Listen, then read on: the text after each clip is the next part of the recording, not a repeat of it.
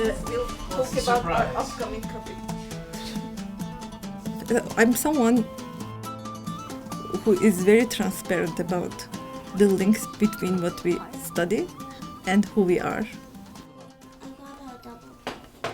Oh, because there's a bonus. And how our life questions, personal questions, affect the work that we do. One is annihilation, one is human reproduction. Human reproduction is gendered. Because we are subject and subjective beings. In Turkey, right? When were we last in Turkey? 2 years ago at least. 2 years ago. We haven't been there in the longest. So I did give birth to my daughters during the process that I was studying both genocide and the feminist movement and the post-genocide Istanbul community. I thought I was going to write the history of Armenian women's movement, except it occurred to me when I started reading the primary sources itself that 1919, the year this journal begins, is inevitably post-genocide.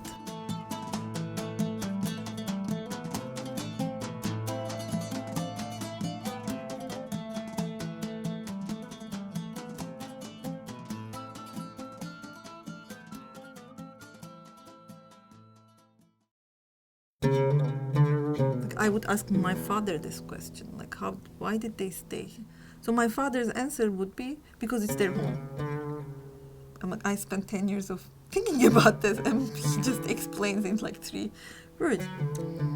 So I grew up in Istanbul in the 80s, up until mid-90s.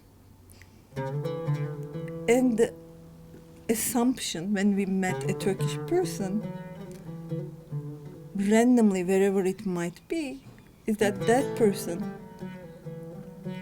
would like us as Lerna, or as my father, as my mother, as persons, but they would have some sort of anti-Armenian feelings as our group, against our group, right? So it's not the feeling that these people don't know much about you and they have negative stereotypes about the group that you belong to is very familiar to me. I mean, that's what minorities are accustomed to in most cultures, right? And that sounds like a dilemma or paradox, but it is so naturalized. It was normal. Because I'm one of them. I mean, I really can pass as Turkish fully. We don't have visible differences. I don't have an accent in Turkish. I am literate in so many senses of the word, in the Turkish culture, Turkish music, everything I enjoy. I'm very relatable. I could have been a Turk as well.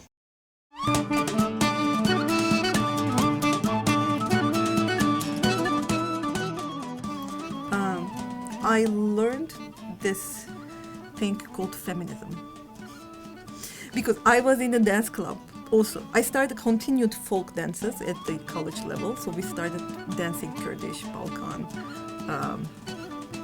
Laz and Armenian dances and Turkish dances, folk dances, and the group that I was engaged in also had a feminist parallel group. So with this Turkish college circles, we started learning about the history of the Ottoman and Turkish women's movement.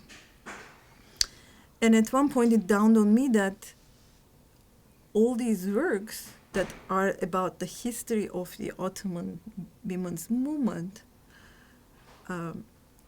they were talking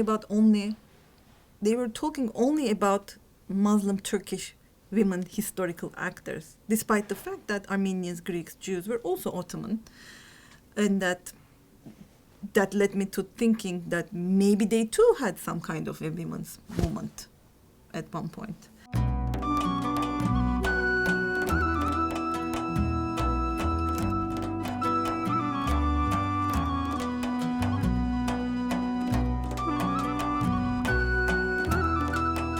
I did not mean to study the genocide or the broader community, actually. I only wanted to see how these women formulated their demands, if they were successful or not, these feminists in the past, what were the obstacles that they faced. But I was shocked, naively shocked, to see that for the first few years of this journal's publication, similar to all other publications in Armenian of that time, they only talk about what had just happened, which is a rather annihilation, like almost complete annihilation of their group. They are the survivors.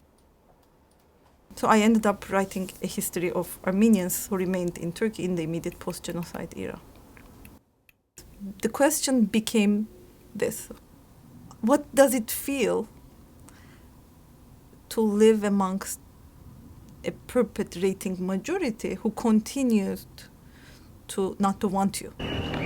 The murder of Hrant Dink, one of Turkey's best-known journalists who spoke out against the mass killing of Armenians a century ago, has been condemned in Turkey itself and around the world. One of the reasons why my questions evolved the way they did was because in 2007, Hrant Dink was assassinated. The Turkish neighbors, for instance, the fact that some of our Turkish neighbors were in the funeral right by the church during the Hrant Dink's funeral, confirmed or assured me that some people were still capable of humanity or compassion. They did take it as their personal pain also, but at the same time, some of our neighbors turned out to be very Turkish nationalists, in the sense that it changes me into thinking that this person that I thought was so close to me can one day turn against me. Because that person can, I know. If the right conditions are met, and I did study genocide, I am a scholar of genocide studies, now I know this, that if the right conditions are met, neighbors hurt neighbors. Badarak Gertay. Yeah. Yeah. Both me and my husband, we decided we are never going back again. Which is very interesting. I think it is very sad also. Probably understandable, but it's like you lose part of you. Even though most likely we weren't going to return to Turkey anyways. With this idea that if we want to, we can, that was gone. It was taken. So. Oh, that was so scary. That's me.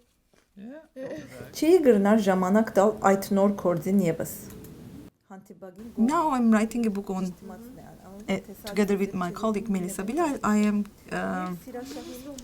editing an anthology on the history of Armenian feminism, and we are curating a digital archive. And my primary target is my daughters. Mom, Yes, are you do you know where my interested? dance shoes are? Dance shoes, Can I have some Milanos? Milano's is over. I can give you another snack. Because she's always doing something, so she always tells us to leave and not distract her because she has to work. So it would be nice if they didn't work in our house. But yeah. But they have to stay in our house because my dad comes back at work from at 7:30. So. So on the one hand, I think they're internalizing all these ideas that I'm talking about, and many of the meetings happen in my house with Melissa. So they, without their knowledge, they are hearing about this work. But at the same time, they've cultivated this anti-feminist stance because they think I'm exaggerating everything. They associate it with things that take me away from them. So it's a very difficult balance. Hani ay sonra abakachigar? Abakachi hip hop der.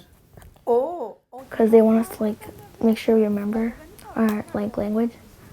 If we don't speak it, then it's not gonna be anything. Yeah, because we live in the diaspora, so. What's diaspora? It's like when you're Armenian, but you don't live in Armenia. Because I want them to know that they are either I was not alone, I'm not a unique person, and then they can be both American, both girls, and Armenians, as well as feminine, or even if they don't call themselves that, they have a history. Eva,